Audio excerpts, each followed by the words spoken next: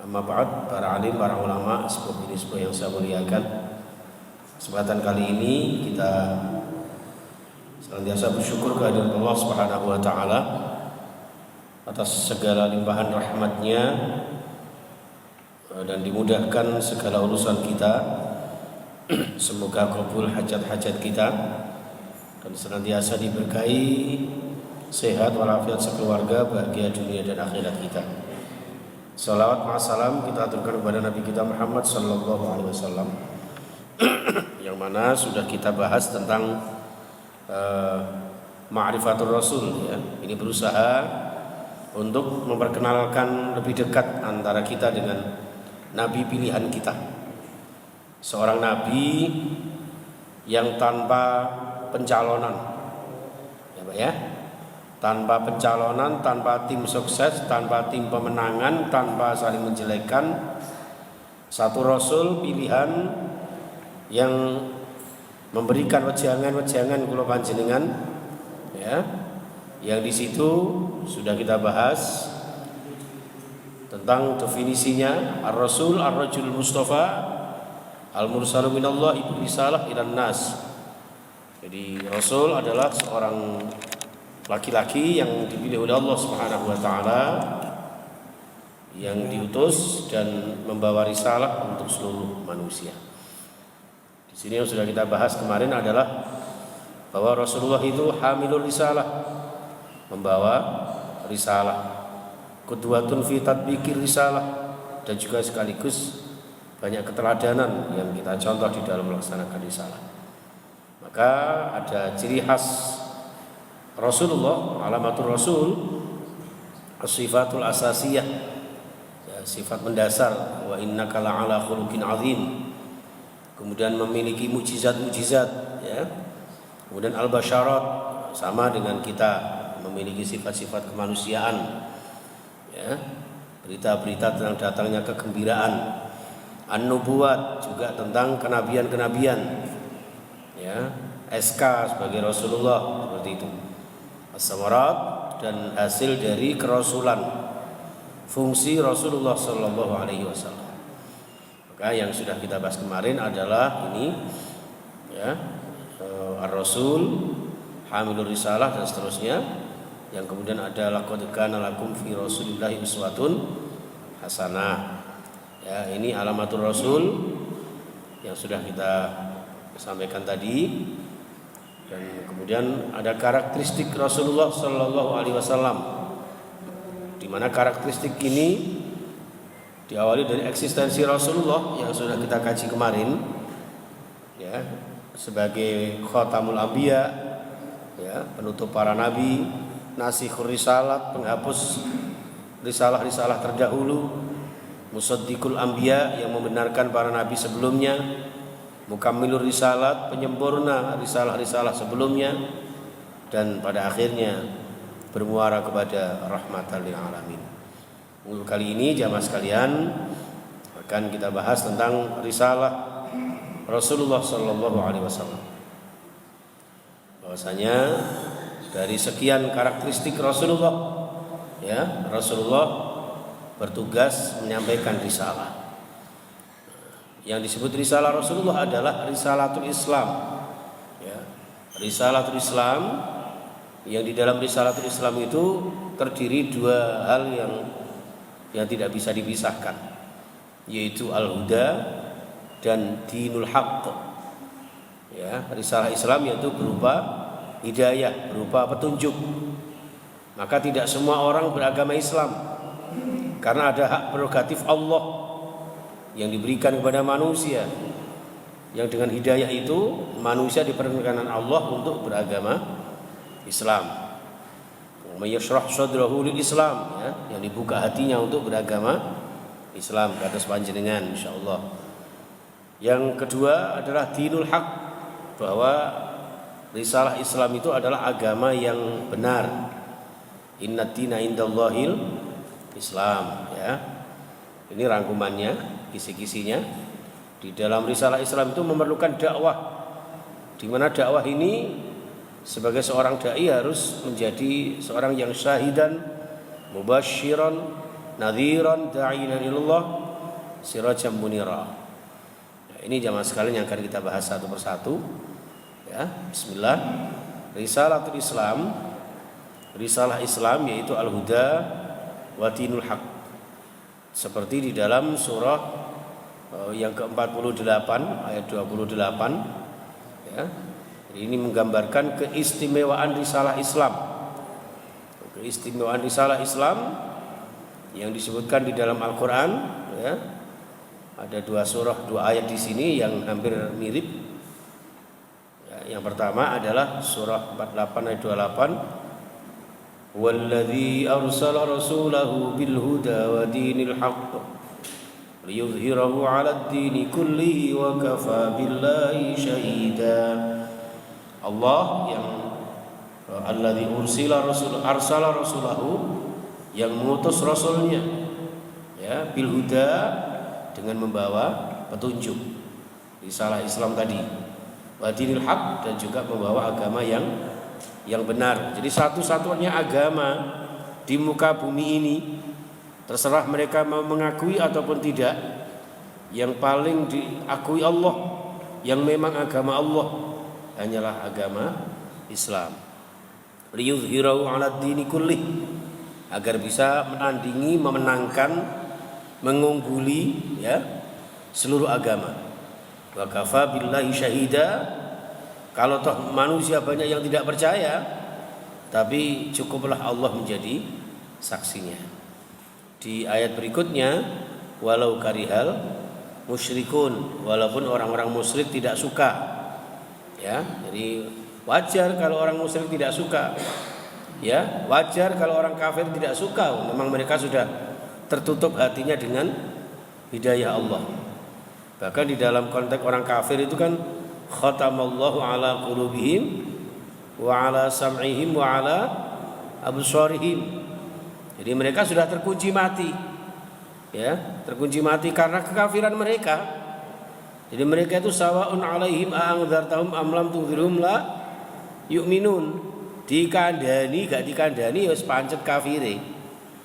Mulane ana wong kok modele dituturi gak dituturi kok pancet wae. Niku berarti karakter kafir, ya. Ciri khasnya orang-orang kafir, ngoten. Nggih, niku. Mulane kula jenengan dengan risalah Islam, di situ ada al-huda dan ada dinul haq yang merupakan risalah Rasulullah sallallahu alaihi wasallam.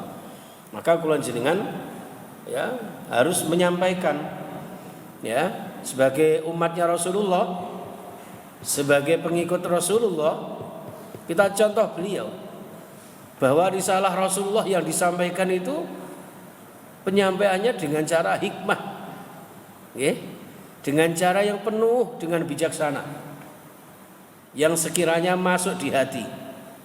Dalam bahasa balaghah disebut muqtadul hal, disesuaikan dengan situasi dan kondisi, tapi tidak mengurangi kebenaran risalah Islam. Kados panjenengan ngeten iki, nggih, menyampaikannya dengan cara hikmah, bijaksana. Caranya supaya menarik jamaah dos pundi ketika datang, sambil pengajian, sambil ngunjuk kopi, teh.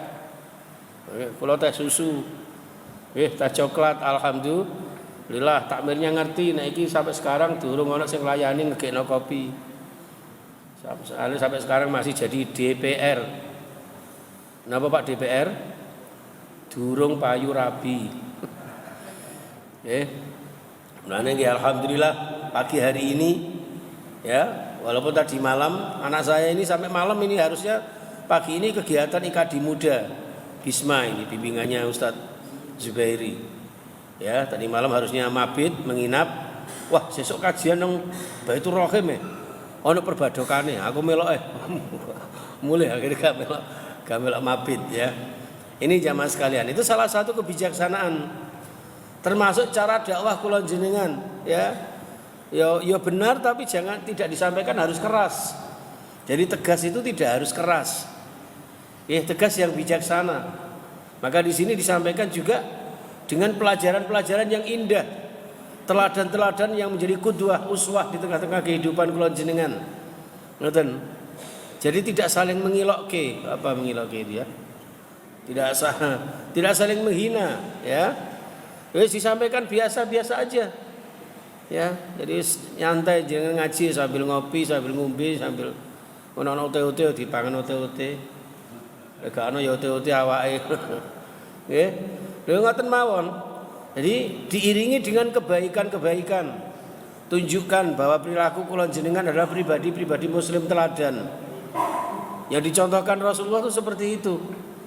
Bahkan Rasulullah itu sebelum ngendikan kepada umatnya, kepada sahabatnya, beliau sudah terlebih dahulu mengamalkan. Mboten kados kula jenengan. Kadang-kadang ngengken anake, kono le ndang budal nang Baitur Rahim. Terus adzan maharepe iqamah. Ya Pak, kek ngaji ya, nggih. Lah Bapak lapo? Tak nutukno Piala Dunia.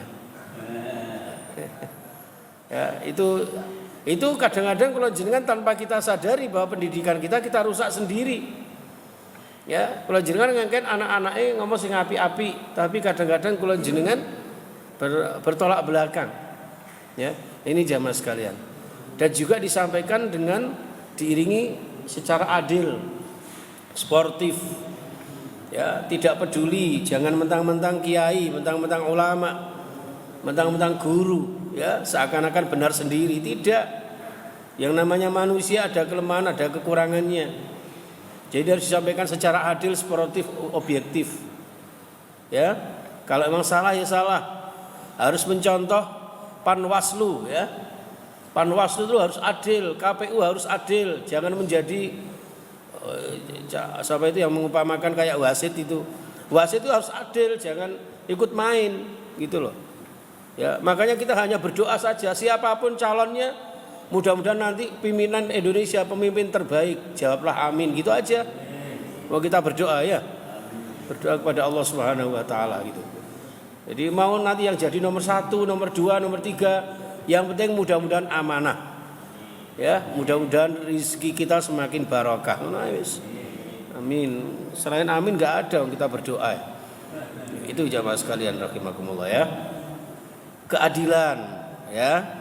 Bahkan ngapunten, tidak segan-segan seorang dai, seorang guru, seorang tokoh yang kemungkinan bersalah. Ya, tidak apa-apa kok kita minta maaf itu. Ya. Kadang-kadang kita merasa ini sehingga tidak ini ya gitu. Baik jamaah sekalian, ngapunten lho nggih, saya sama sekali Allahi lintalahum. Jadi dengan rahmat Allah Kanjeng Nabi itu kalau berdakwah lemah lembut, Pak. Dalam bahasanya firman Allah di dalam memberikan wahyu kepada Nabi Musa dan Nabi Harun itu waqulalahu qalal layyina. Kata-kata yang lemah lembut. Kemudian disertai dengan santun, sopan, keteladanan. Itulah jamaah sekalian. Maka di dalam surah An-Nahl 16 ayat 125, ud'u ila sabili rabbika bil hikmati wal mau'izatil hasanah. Mengajak orang lain dengan cara yang bijaksana, dengan mau'izah hasanah. Nggih. Mau'izah hasanah bukan maidu hasanah. Jadi mau'izah sama maidu itu meh mirip. Nggih. Enak wong sing modele tukang maidu ae. Nggih ini. Wajadilhum billati hiya ahsan. Kalau memang harus bermujadalah, berdialog yang baik. Nggih, ngaten. Inna rabbaka huwa a'lamu bima dhalla 'an sabilihi wa huwa a'lamu bil muhtadin. Kalau jenengan bertugas berdakwah, masalah urusan nanti orang itu mau tersesat, mau mendapat hidayah Allah, itu sudah urusannya Allah Subhanahu wa taala. Ini jamaah sekalian rahimakumullah. Maka Rasulullah pernah disampaikan, ditanyakan, qila li Rasulillah, ya Rasulullah, wahai Rasul, ayyul adyani ahabbu ilallahi? Qala al-hanifiyah as-samhah. Pernah ditanyakan kepada Rasulullah, agama apa? Ya, agama yang bagaimana yang paling dicintai Allah?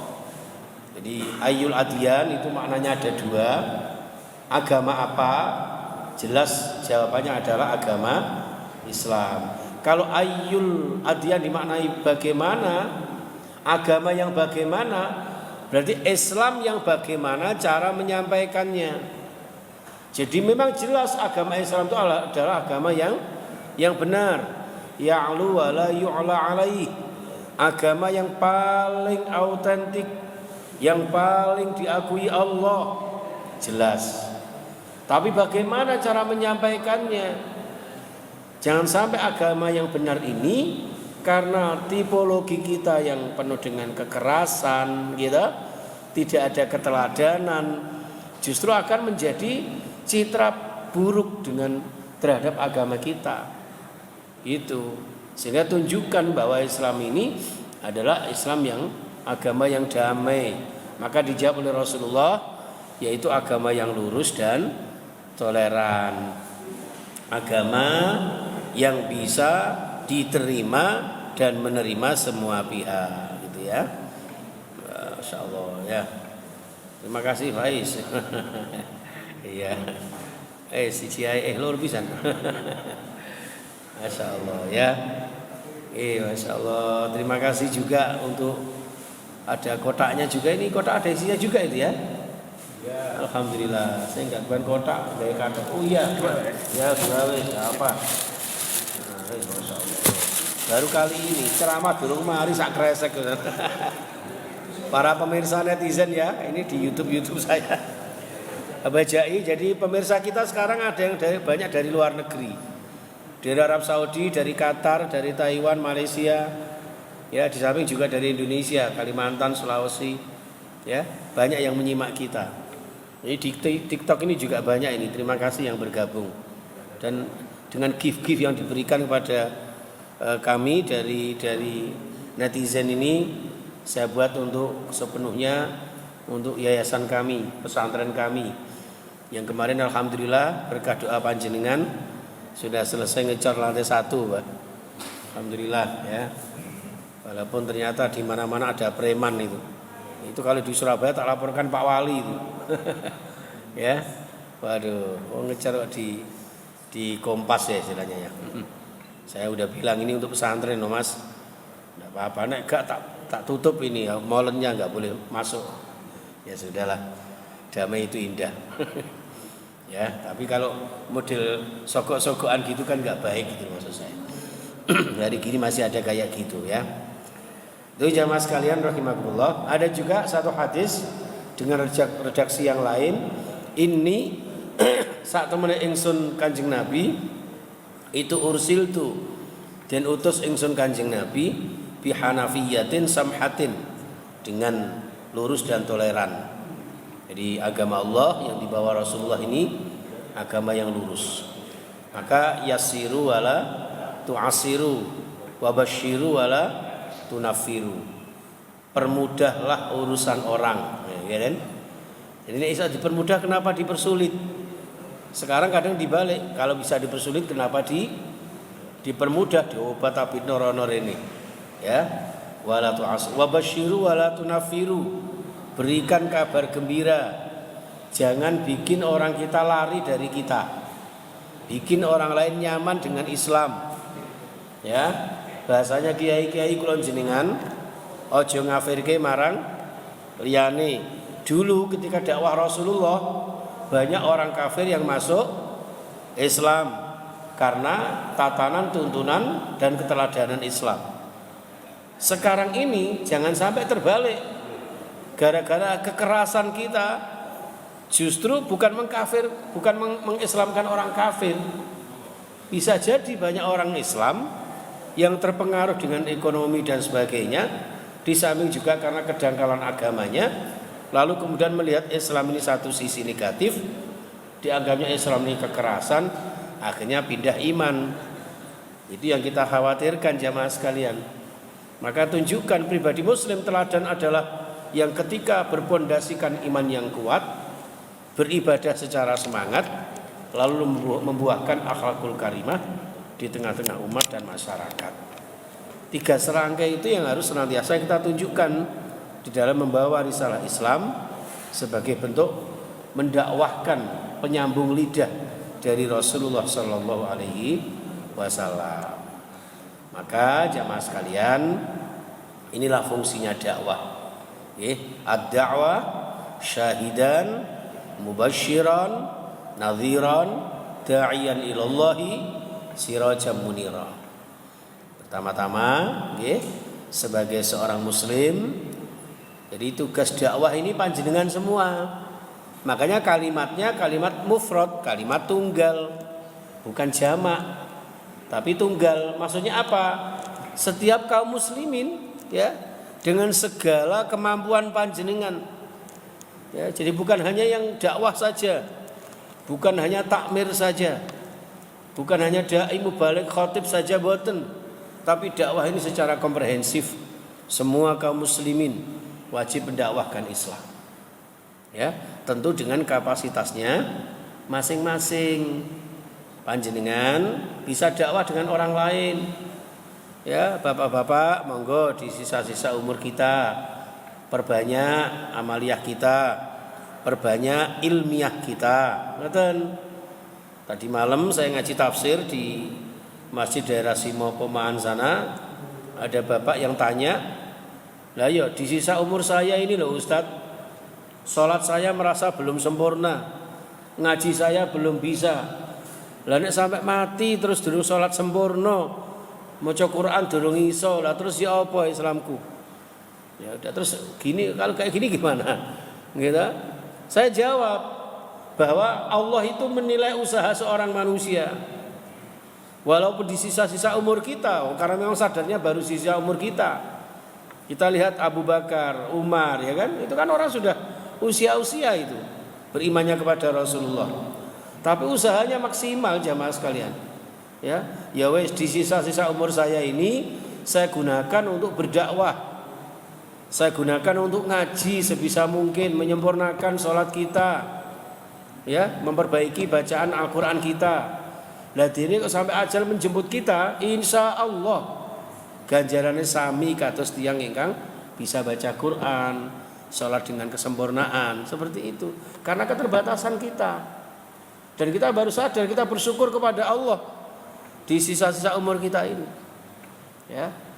Begitu juga yang muda.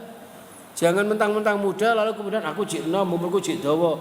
Ya nek dawa wong wingi ana pesta miras 13 mati kabeh. Arek nom-nom sakniki hati-hati, mulane Mas ini pinter ini ya, bonek mania ini Mas ya. Ini satu-satunya ada tiga anak muda yang ke masjid. Monggo Pak, anak-anak remaja pemuda kula jenengan di dalam syiar subuh ngeten niki, Pak nek perlu panjenengan kasih door prize. Aja door prize ya. Kasih hadiah atau diadakan sayembara setahun sekali, siapa di antara anak-anak dan remaja yang sholat subuhnya paling sering atau yang datang ke masjid paling awal. Itu Pak, untuk memotivasi. Lah bapak-bapak juga gitu, bapak-bapak terutama yang duda-duda yang datang ke masjid dikasih apa? Dikasih hadiah kok janda-janda. Jadi begitu Pak, memotivasi. Karena apa? Generasi kita ini jangan karena masih muda banyak yang ngapunten lho, ngeten niku kelewati. Lah arek nom-nom mek blakraan tok, trek-trekan tok. Lah terus masa depan mereka lo gimana? Sampai berapa hari yang lalu ya Pak ya? Ada 2 anak kecil naik sepeda motor, bayangkan. Dari Madura mau ke Jakarta. Enggak pakai helm, enggak pakai apa-apa. Hanya kaosan pakai katok pendek. Ketangkep di Semarang. Itu orang tuanya lo kemana gitu loh. Kakan golek wedokan tok ae Bang. Gregeten aku. Terus ada lagi yang kemarin ya Pak ya, seorang anak di bawah umur, apa itu, naik Innova atau apa itu ya, naik Innova nabrak Pak, kena orang mati satu, yang satu berat. Itu kan bahaya Pak. Nah ini akibatnya dari apa? Karena tidak pedulinya masyarakat kita sekarang ini dengan lingkungannya, apalagi agamanya. Makanya kadang-kadang orang itu menyekolahkan anak-anaknya semata-mata ben oleh kerjaan. Sajane mboten ngoten. Kalau bisa usahakan menyekolahkan anak-anak kula jenengan untuk menempuh masa depan, terutama akhirat mereka. Harusnya begitu. Sehingga kula jenengan benar-benar bisa mewujudkan generasi yang nanti bisa kita dambakan di hari akhirat yang akan datang. Oleh karena itu dakwah kula jenengan dari rumah tangga kita, ya kan? Ini dakwahnya Allah ini.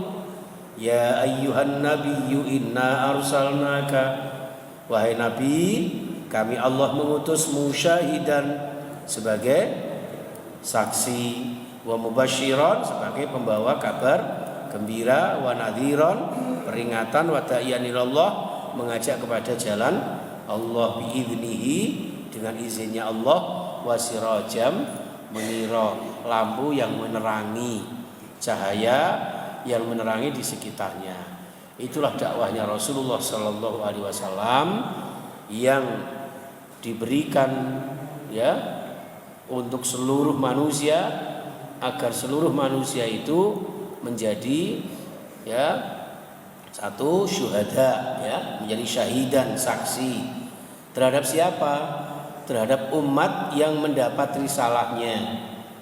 Siapapun yang menerima risalah Rasulullah nanti satu sama lain akan menjadi saksi. Saya ini orang Islam. Iya, mana saksinya? Pak Bian. Itu Pak Bian yang mana saksinya? Kalau Pak Bian itu ahli jamaah masjid, itu ada Pak Joni, saya lupa saya. Ya. Itu terus nanti itu syahidan. Ya. Kemudian yang kedua mubasyiran, ya, membawa kabar gembira bagi siapa yang membenarkan dan mengamalkan risalah Rasulullah. Diberikan kabar gembira berupa apa? Berupa surga. Itu janji Allah pada panjenengan semua. Bahkan orang yang sholat subuh berjamaah 2 rakaat subuh itu ya lebih utama daripada dunia seisinya. Itu basiron. Di samping itu ada nadhiron, pemberi peringatan, hati-hati, rambu-rambu, awas. Bagi orang-orang kafir, orang-orang yang tidak beriman dan yang menolak ajaran risalah Allah, yang menolak mengingkari risalah Rasulullah yang dibawa oleh Rasulullah, ya, mereka akan mendapat neraka jahanam, naudzubillah. Kemudian berikutnya adalah da'iyan ilallah. Jenengan wajib menjadi penyeru ke jalan Allah, mengikuti Rasulullah, agar manusia ini beriman dan beribadah taat kepada Allah Subhanahu wa taala.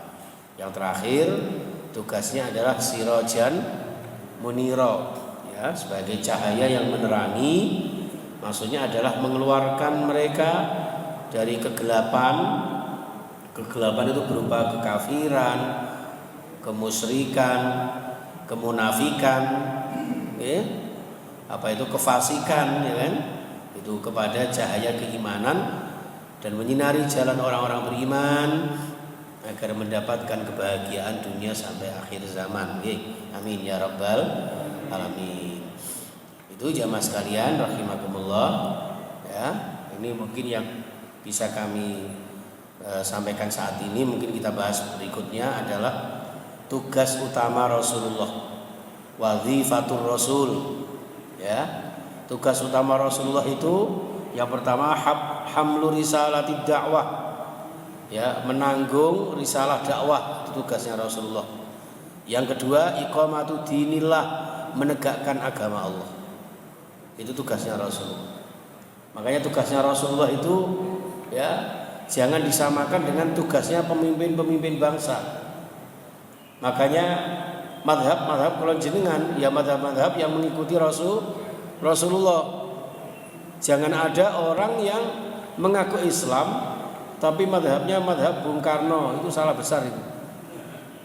Itu orang kesasar itu. Ya, hati-hati. Karena madhab yang sudah ditentukan para ulama warasatul anbiya yang benar-benar mengikuti Rasulullah di dalam iqamatuddin. Kemudian di sini ada penjabarannya masing-masing yang insya Allah kalau ada waktu diberikan umur panjang kita akan lanjutkan di pekan depan. Pekan depan, bulan depan.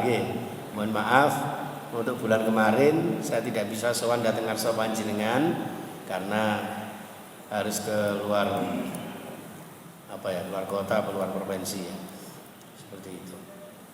Itu jamaah sekalian rahimakumullah.